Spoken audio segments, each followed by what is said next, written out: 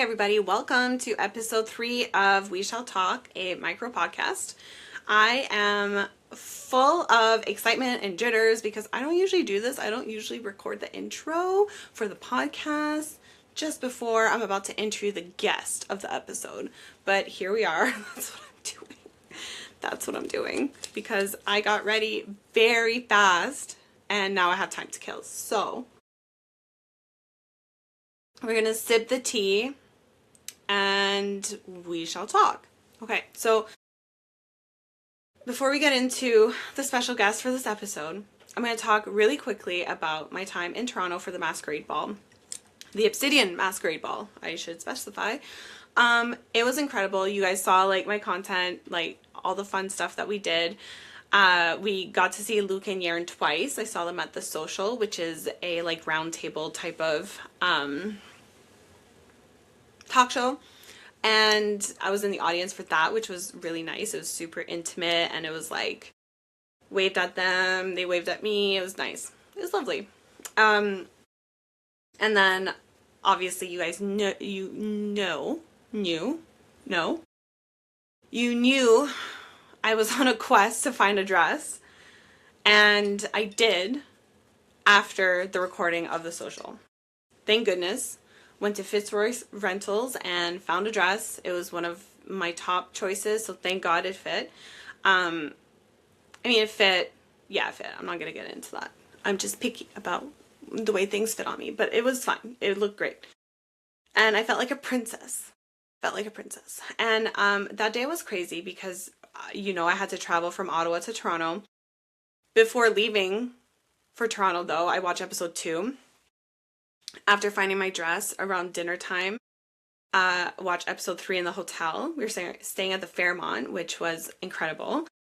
And what a perfect place to watch Bridgerton, right? So we watched episode 3, got ready, went to the Masquerade Ball. Masquerade Ball was beautiful. It was incredible. They had this gorgeous photo op at the beginning of the entryway. And then kind of like red carpet, but like red carpet. So got a picture there. The event was like so full. They had an amazing photo op inside where it was like you were in Lady Bridgerton's, like, I was gonna say tea room, but oh my god, no, what is it called? Tea room? Sitting room? No. Oh my gosh. Whoa. Okay, anyways, you get drawing room. That was close. Can't forget that word. So yeah, it was amazing. I met so many influencers and like content creators that I admire. And yeah, then Luke and Yaron came out for like a brief appearance. We took a group picture and I was right there. I was right beside them. And guys, did I talk to, everybody's like, did you talk to them? Yes. I'm not going to brag about what I talked to them about, though, because it was so chaotic. It was so chaotic. They were there right beside me, and I go, you guys are so great on the Social this morning. Not, oh, you guys were so great. I watched episode 1, 2, and 3. Oh my gosh, I'm so... No, you guys are great on the Social. They looked at me, big smiles on their face. They're like, huh? And I'm like, the talk show, you were this morning. We were there. You were so good. And they're like, oh, thank you so much. They have no idea what I'm talking about. They have no idea. Not a clue. Why? Why?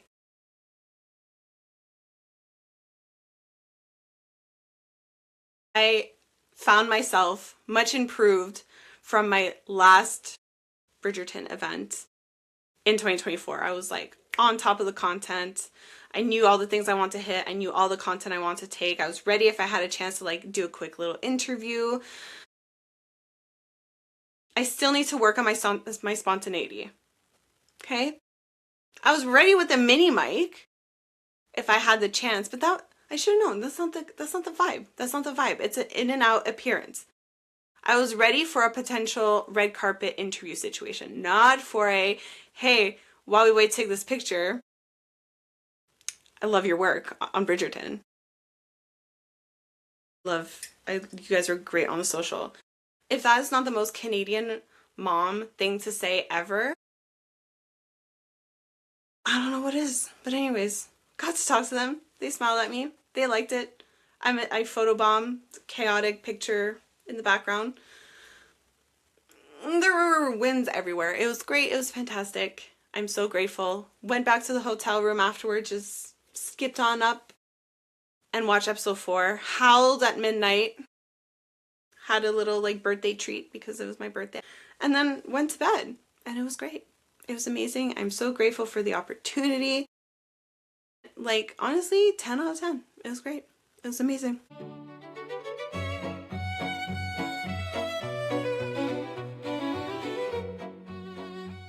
Next up, I cannot wait to break down Enchanted in episode 2 of season 4. That's what this episode is about. I want to talk about why I think it was a perfect choice. Talk about some of your opinions on the choice and scene for Enchanted. And we will get into that very soon. But first, and these are the guests that I'm waiting for, I am about to interview the songwriter-composer duo behind the masterminds, actually, I should say, behind Enchanted, the cover featured in Bridgerton season 4 by Joseph William Morgan. I'm about to chat with Jose and Matt from the duo, and I'm so excited because, anyways, I will get into it after. But for now, we're going to talk Enchanted. This is an Enchanting episode, Enchanted episode 3. Here we go.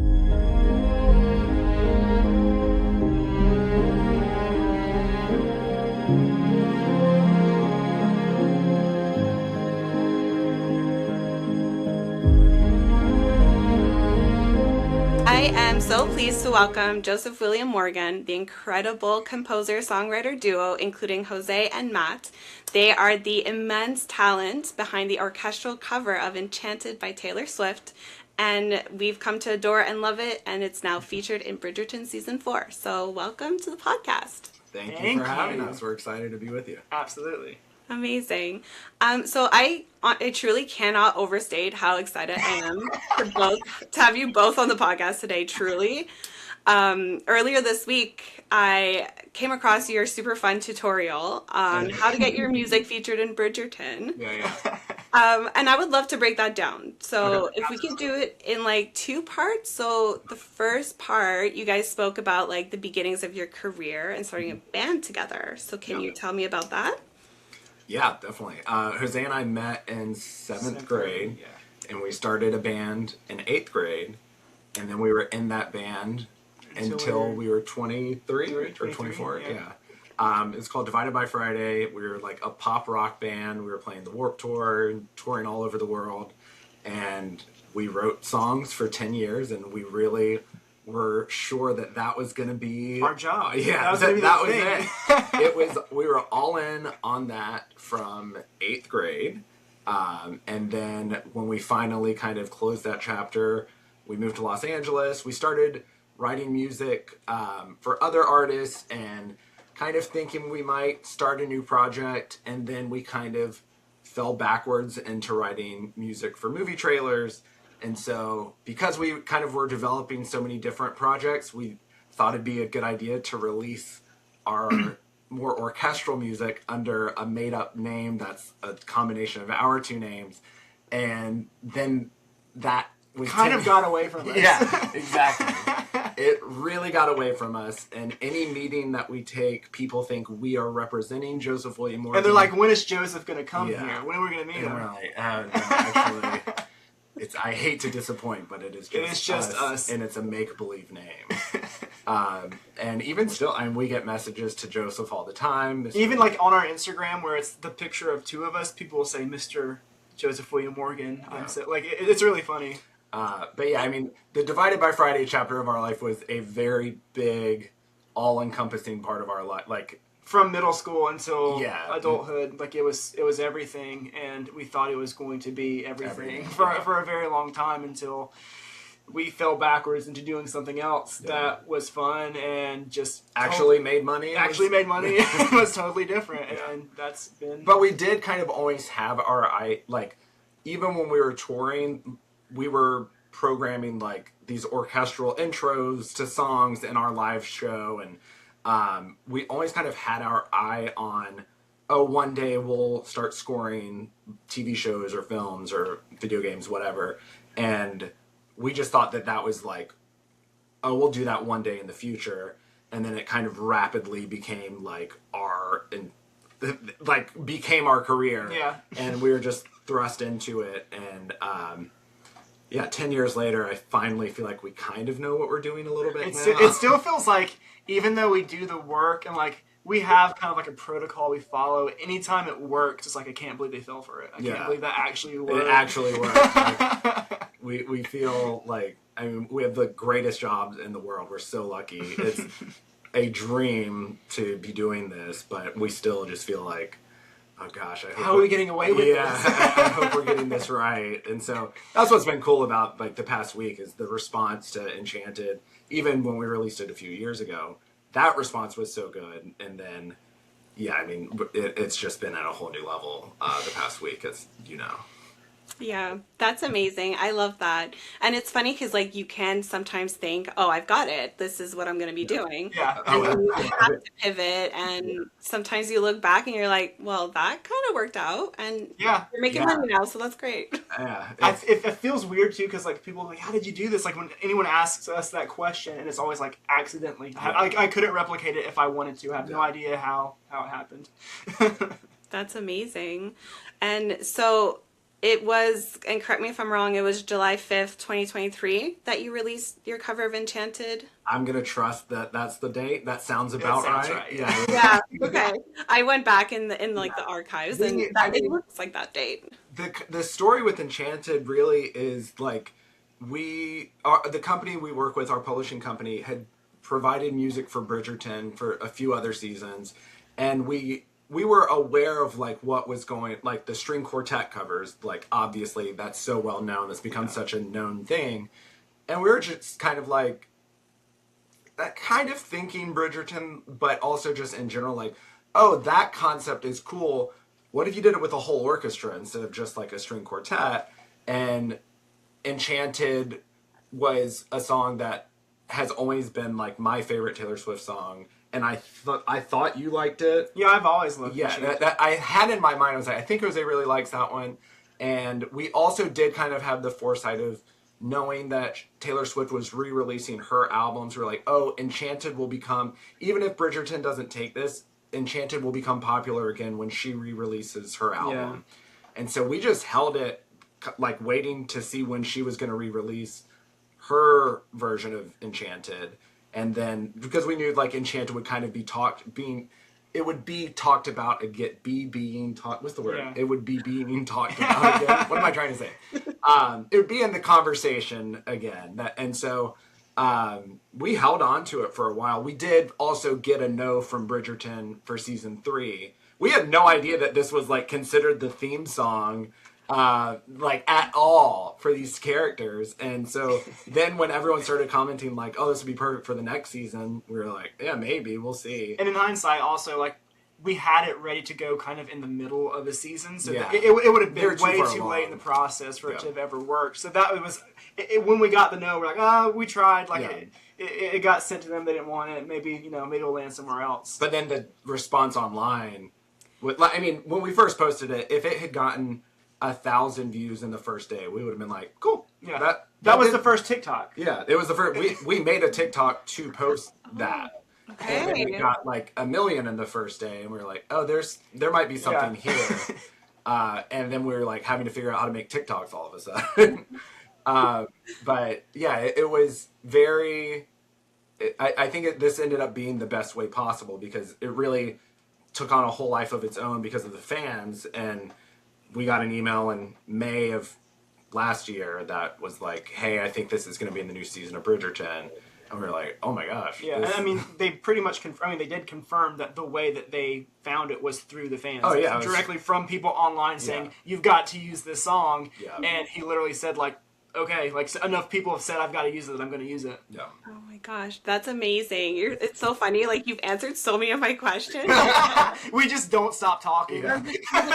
No, it's perfect. It's perfect because, like, that's the thing that's so beautiful, though, about Bridgerton is that it leans on, like, these covers of well-known songs, and, like, at the same time, fandoms will then associate songs to, like, their favorite couple. So it's interesting to me that, you know, you submitted for season 3 and, you know, all the while under everything, fans are like, Enchanted is for Benedict. Like, that's just all. Like, we had no idea. That's crazy because as soon as that came out, and I admit I've used your song many times for Benedict content, content, right? So it's funny how, like, you never know what's really happening in other realms, and it all, like, kind of worked out for the best. Well, then also, like, the, like, wedding talk is also kind of taken over. Like, that was never in our mind at all, like, that people would want to use this for their weddings, and it's like, we get messages, like, weekly of, oh, I use this song at my wedding, and that alone is, like, so cool, so crazy, and it's just been, like, the most fun, the craziest experience, like, just watching this kind of take on its own life, because it's also just a really good song. Like, not our, like, our job was easy. We took an incredible song with amazing melodies, great lyrics, and then we just kind of put our own little spin on it. But they're like, the DNA was always there. It was going to be hard to mess that one up.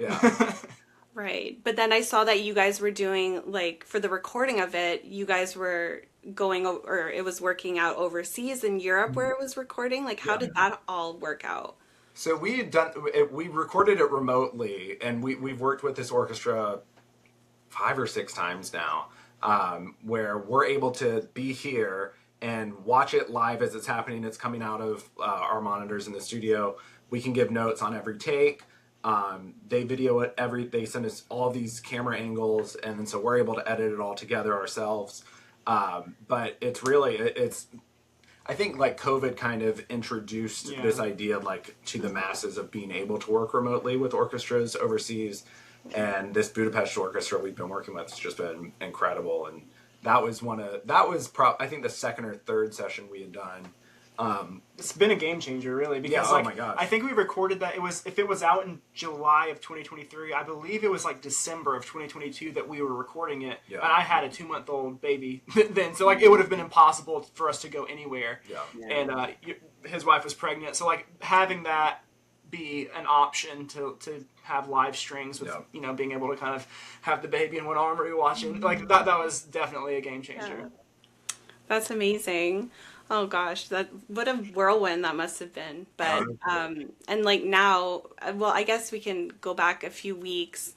Just before part 1 of season 4 came out, they announced, like, the set list, I guess you could say, of all the covers that are going to be in part 1, which for fans is, like, it's a huge thing because obviously you're working towards that. And if I may, I would like to read a post that somebody made. It's at justthemess_14. This was her reaction when it was announced that your cover was going to be in part 1. She says, "We always wait about 2 years for Bridgerton and manifesting the music. Today, that dream has come true. Enchanted always went well with Benedict and Sophie, and we got it. I am screaming, passing out, thanking the music supervisors for listening to the fans." So what does that mean to you guys to hear and read stuff like that? It's so cool. I mean, it's so surreal. What's funny is, like, we also were waiting to see, like, we thought it was going to be used, but, like, until it's actually out, like, we don't believe it. And so I was at lunch with my wife when they, like, posted the drop of, like, all the covers for this season.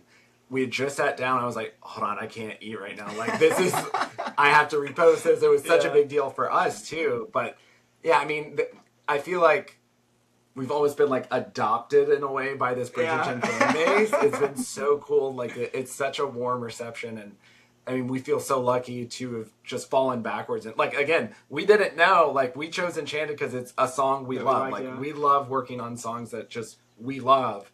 And the fact that like this all connected the way it has, it's just been incredible. So yeah, hearing that it's insane. Because you so also sweet. for us, we like recorded it 2022, came out 2023, so like it's not front of mind. You kind of, we have a million other things we're working on, so it's living, you know, on Spotify, and it's really cool to hear the comments that do come through, but it's just kind of like on to the next thing. So whenever it kind of like, you know, hits that big touchstone of Bridgerton and it's announced, and you can immediately see like on Spotify there's like, oh, something's happening here. Like we can see the plays are going up. Like this fan base has really found, you know, they found out that it's being used. And the what 2-3 days after it came out, and even just from the announcement that it was going to be in there, it was insane to see like either the notification, new people finding it, and then like kind of the people who were there like from that first TikTok kind of having that celebratory moment of like, I can't believe this worked. And we're also like, we can't believe this worked either. Yeah, we were most excited for like, and I was excited for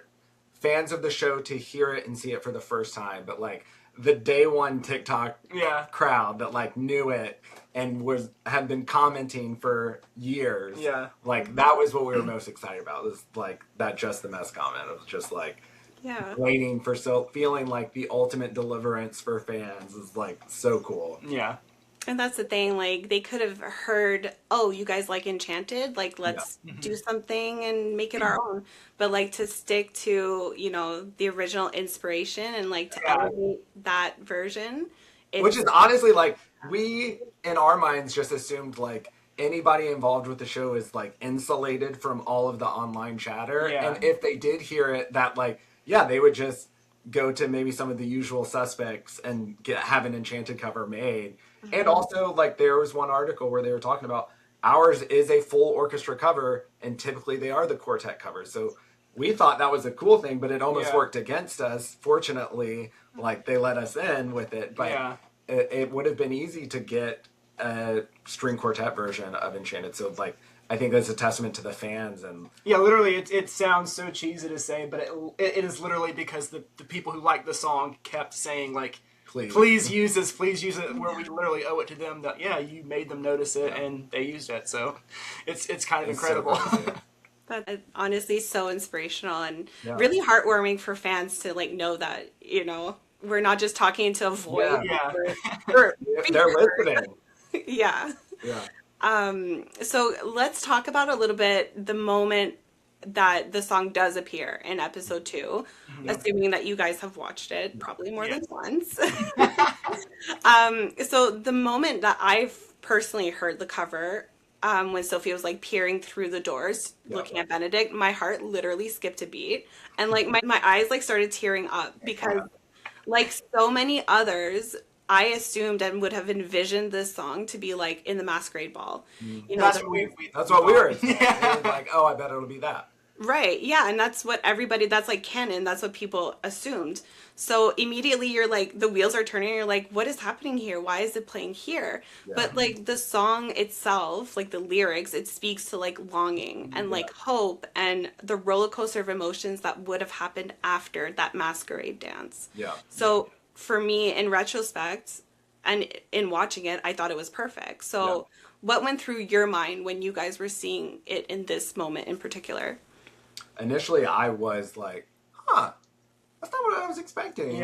And like, that was, and then I watched it again, and then that's when I was like, oh wait, this is actually genius. Like, it was the dialogue that like kind of like married the two together and sold it as like, oh, like this is way more emotional, way more like understated than it just being like this big, like you said, kind of like masquerade moment.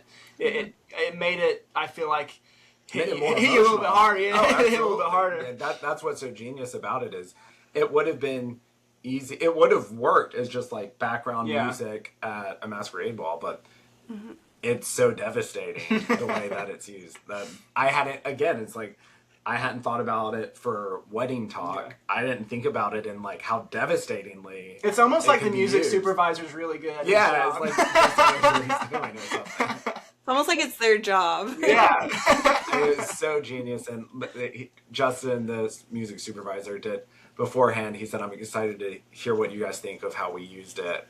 And then when we saw it, we were like, oh, whoa, it's so unexpectedly devastating in the way that it's used that it's genius. Yeah, I mean, it's an excellent use. It's so cool. And that's like one of the best parts of our job is sometimes we're scoring stuff to picture and it's very evident of how the music and the picture are or are not working. But the most exciting sometimes can be when someone just uses our track and then we get to see it completely somebody else's idea of how the music should be used, and it's like, oh, whoa, that works really well. I never would have thought of that, and it's so cool to see it used like this. Yeah, I mean, I think it's perfect, and it's funny because, like, knowing that we were going to chat, I posted a reel, and I asked everybody, like, their genuine opinion of where it falls, how do you feel about it, expecting, like, a little bit of like, oh no, really should have been. Not a single one, not a single person said that. They were all like, it was perfection. So. That's awesome, because I also did have the thought, now as you're saying that, when I first watched it, I was like, are the fans gonna like this? Like, is this gonna be panned or is this gonna be embraced? Like, because I'd love to be a part of a moment that the fans love and not a moment that the fans hate. Right. But the thing with episode 2 is that it's like the basis, the foundation of like Sophie's character, and it's so important. And I think that the way that it was used is so crucial to explain what Sophie's going through, because you can't get inside their head like you can in the book, right? So your rendition of this song, it's really setting the tone for what she's really feeling. So I think it's perfect. Yeah. Thank you. Gosh, thank you. So now I'm wondering, with the success of this and like this whole experience, are you now going to create music with the idea of future seasons of Bridgerton or other shows that you might want to do your music in? A few times. We have been wondering since Enchanted popped off the way it did in 2022, in 23. We recorded in 22. Yeah. So almost 3 years we've been trying to, like, what's the best way to follow this up? What do we do? We have approved the mix of the next track that is going to follow Enchanted. It is a very devastatingly romantic song as well. I think fans of another TV show will be very excited about it. I think there's a lot of crossover with the fan base with Bridgerton. So the answer to your question is yes. We're going to do more of these. Whether or not they end up in Bridgerton is totally out of our hands. We'd love for them to. Yeah, it'd be great. But I mean, for us, like, the most important thing is that we love the song, because if it's not a song we love, it's just so much more boring. Yeah. And so that's the part of the process for us when we're deciding is what's a song we love and what's a song that I think a lot of people would be excited to hear in this way. And we're not going to say what the next song is. We're going to start teasing it in the next few weeks, I think. Yeah. But yeah, I'm very excited about it. It's cool. It's a little darker. It's not as sweet. I feel like whereas Enchanted is like sweet romance, this is a little bit of like a darker romance. Yeah. But still like very recorded very it with romantic. Recorded it with the same orchestra. There's going to be a similar video. Oh my gosh, you guys are like planting so many seeds. I'm like trying to decipher. Yeah. I can't wait to hear all the hints and come through. Oh my gosh, sounds fun. But yes, there's more to come. There's more.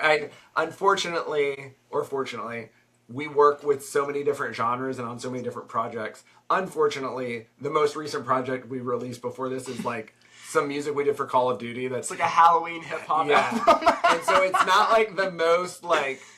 Fans of Bridgerton aren't going to be jumping all over that. The back catalog. Yeah.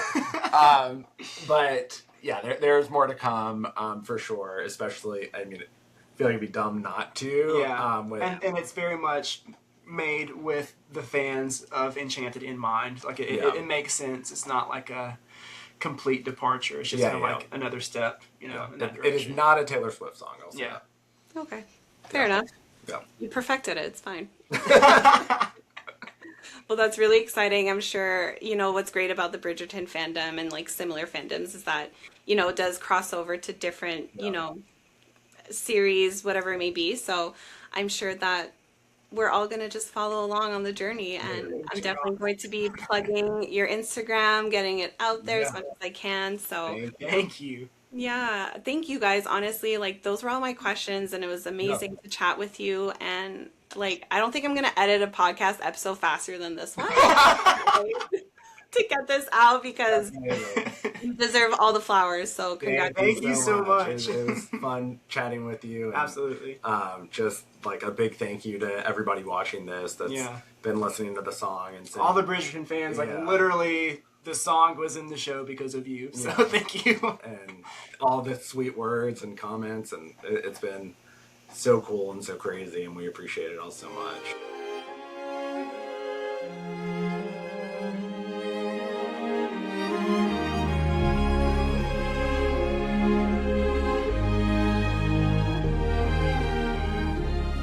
That was my amazing conversation with Jose and Matt. Oh my goodness.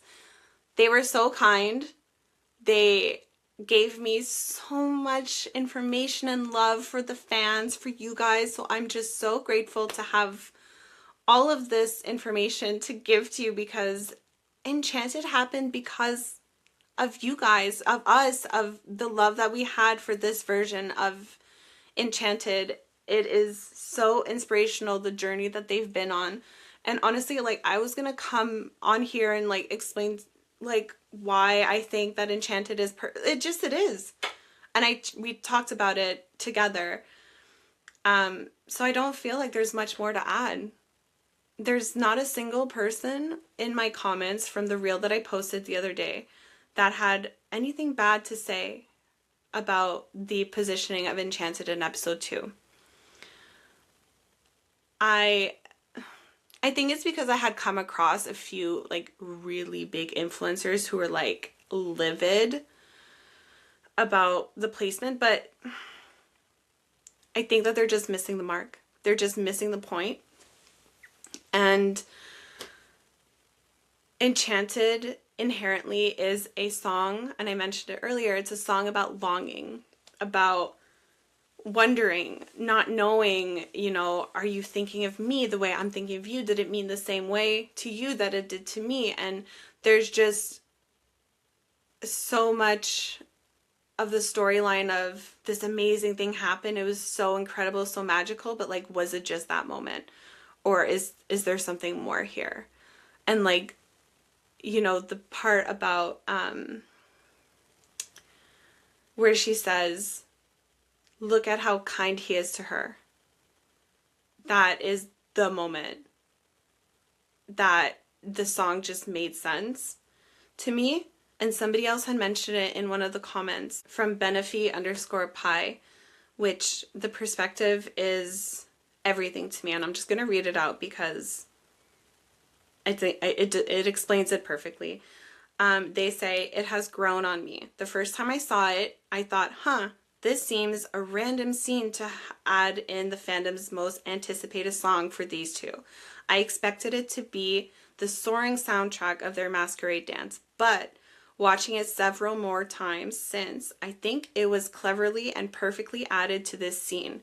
The ultimate depiction of heartbreak and yearning, the literal barriers keeping them apart. The audience is screaming with hope that Sophie will chase her happily ever after while the music swells, and then she stops. She can't have that kind of fairy tale that the song evokes.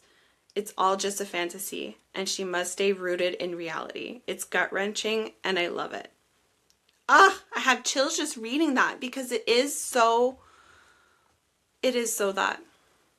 And, the full circle moment that happens in episode 4 when she turns to Benedict and she said, and you would be remiss not to follow through with Miss Hollis.